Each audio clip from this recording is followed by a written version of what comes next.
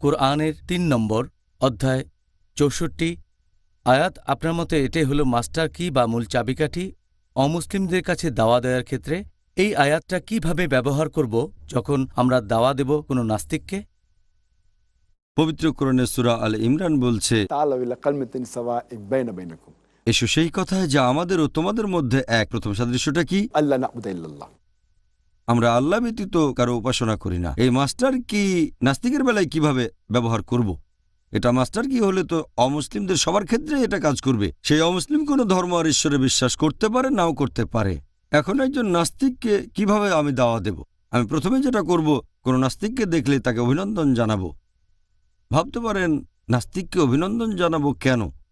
এর কারণ হচ্ছে বেশিরভাগ মানুষ অন্ধভাবে বিশ্বাস করে, অন্ধভাবে তাদের বাপদাদাকে অনুসরণ করতে থাকে। কেউ খ্রিস্টান, কারণ তার বাবা খ্রিস্টান। কেউ হিন্দু, কারণ তার বাবা হিন্দু। আবার অনেকে মুসলিম, কারণ তাদের বাবা মুসলিম। এখানে এই নাস্তিক চিন্তা করেছে তার বাবার হয়তো একটা ধর্মীয় পরিচয় আছে, কিন্তু সে বলে, আমি এমন ঈশ্বরকে মানি না যে দুর্বল, যার ক্ষুধা লাগে, যাকে হত্যা করা যায়। এজন্য সে ঈশ্বরে বিশ্বাস করে না। এই নাস্তিককে আমি অভিনন্দন জানাবো, তার কারণ হচ্ছে সে অলরেডি ইসলামী ধর্মবিশ্বাসের শাহাদার অর্ধেক বলে ফেলেছে। লা ইলাহা, কোনো উপাস্য নেই। এখন আমাকে প্রমাণ করতে হবে ইল্লাল্লাহ, আল্লাহ ব্যতীত। সেটা আমি করবো ইনশাল্লাহ। অন্য মুসলিমের জন্য আমার কাজটা প্রায় দ্বিগুণ। প্রথমে তাদের সামনে প্রমাণ করতে হবে তারা যে ঈশ্বরের উপাসনা করে সেটা ভুল। তারপর তাদের সামনে প্রমাণ করব যে আল্লাহ সুবহানাহু ওয়া তাআলা আছেন। আর এখানে অর্ধেক কাজ হয়ে গেছে। সে অলরেডি বলে ফেলেছে কোনো উপাস্য নেই, লা ইলাহা। তাহলে সে ইসলামী ধর্মবিশ্বাসের শাহাদার প্রথম অংশ অলরেডি বলে ফেলেছে। আমার অর্ধেক কাজ হয়ে গেছে। আমাকে এখন বাকি অংশ প্রমাণ করতে হবে, মানে ইল্লাল্লাহ। আর তারপরে মুহাম্মদ রাসূলুল্লাহ, মুহাম্মদ সাল্লাল্লাহু আলাইহি ওয়াসাল্লাম আল্লাহর রাসূল। আর আমি একটা লেকচার দিয়েছি, is the Quran God's word. এই লেকচারে আমি দেখিয়েছি যে কিভাবে নাস্তিকের কাছে আল্লাহ সুবহানাহু ওয়া তাআলার অস্তিত্ব প্রমাণ করব।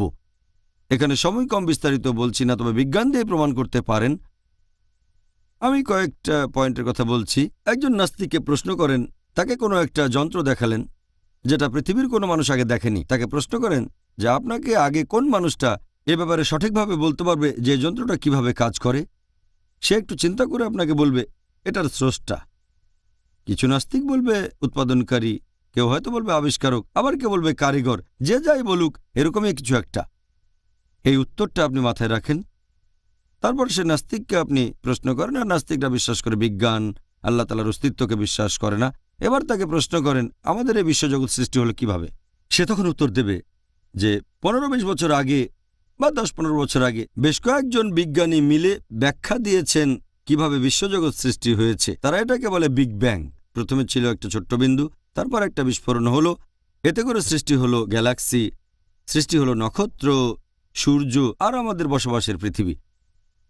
এবার জিজ্ঞেস করেন এটা কবে জানতে পেরেছেন? সে হয়তো বলবে 30 বছর আগে, 40 বছর আগে। তখন তাকে বলবো আপনি এখানে যে বিগ ব্যাং এর কথা বললেন, এটার কথা বলেছে কোরআন প্রায় 1400 বছর আগে। সূরা আম্বিয়া অধ্যায় নম্বর 21 আয়াত নম্বর 30 বলা হয়েছে, অবিশ্বাসীরা কি ভেবে দেখে না আকাশমণ্ডলী ও পৃথিবী ওতপ্রোতভাবে জড়িত ছিল, আমি তাদের পৃথক করলাম। আপনি যে বিগ ব্যাং এর কথা বলছেন সেটা পবিত্র কোরআন 1400 বছর আগে বলে দিয়েছে। কথা কে বলতে পারে? সে হয়তো বলবে মিলে গেছে, তর্ক করবেন না, বলে যান। এরপর প্রশ্ন করেন আমাদের যে এই পৃথিবী আসলে তার আকারটা কেমন? সে নাস্তিক তখন বলবে যে পৃথিবী বর্তুলাকার। আমরা এটা কবে জানতে পেরেছি? সে তখন বলবে এই তো কয়েকদিন আগে, 50 বছর আগে, 100 বছর আগে, 200 বছর আগে।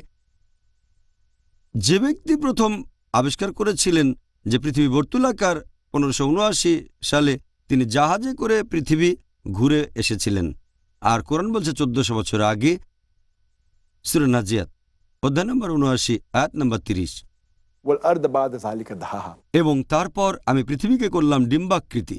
আরবি শব্দ দাহাহা, এর একটা অর্থ বিস্তৃত, আরেকটা হচ্ছে ডিম্বাকৃতি।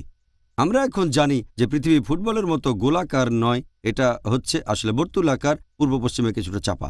আর দাহাহা কোনো সাধারণ ডিমকে বোঝাচ্ছে না, এখানে বোঝানো হচ্ছে উট পাখির ডিমের কথা, আর এটাও বর্তুলাকার। চিন্তা করেন, পবিত্র কোরআন পৃথিবীর আকার সম্পর্কে বলেছে 1400 বছর আগে। তারপর বলবেন এ কথা কে বলতে পারেন, সে তখন বলবে হয়তো আপনাদের নবী মোহাম্মদ সাল্লাল্লাহু আলাইহি ওয়াসাল্লাম খুব বুদ্ধিমান ছিলেন। তর্ক করবেন না, তারপরে প্রশ্ন করেন চাঁদের আলো তার নিজস্ব নাকি প্রতিফলিত আলো। সেই ব্যক্তি তখন বলবে আগেকার দিনে মানুষ জানতো চাঁদের আলো তার নিজস্ব আলো, বিজ্ঞান এটা কিছুদিন আগে জেনেছে, 50 বছর বা 100 বছর আগে, 200 বছর আগে। চাঁদের যে আলো এটা তার নিজস্ব আলো নয়, প্রতিফলিত আলো। তখন তাকে বলবেন কোরআন এটা বলেছে 1400 বছর আগে, সূরা ফুরকান অধ্যায় নম্বর 25 আয়াত নম্বর 61, যে চাঁদের আলো তার ধার করা আলো, এটাকে বলা হয়েছে নূর বা মুনির, এটা হলো প্রতিফলিত আলো। একথা 1400 বছর আগে কে বলতে পারেন? এভাবে আপনি সেই নাস্তিককে আরও বলতে পারেন বায়োলজির কথা, ভ্রূণবিদ্যার কথা, জেনেটিক্সের কথা, জিওলজির কথা, পানিচক্রের কথা, এভাবে বলে যান। পবিত্র কোরআনে 1000-এরও বেশি আয়াত বলছে বিজ্ঞান সম্পর্কে। আপনি এরকম বিভিন্ন বৈজ্ঞানিক তথ্য জানাবেন, তারপর প্রশ্ন করবেন একথা 1400 বছর আগে কে বলতে পারে? নাস্তিক তখন প্রথম সেই উত্তরটাই দেবে সৃষ্টিকর্তা, উৎপাদনকারী, কারিগর, আবিষ্কারক। এই সৃষ্টিকর্তা, এই উৎপাদনকারী, এই আবিষ্কারক, আমরা মুসলিমরা তাকে বলি আল্লাহ সুবহানাহু ওয়া তাআলা।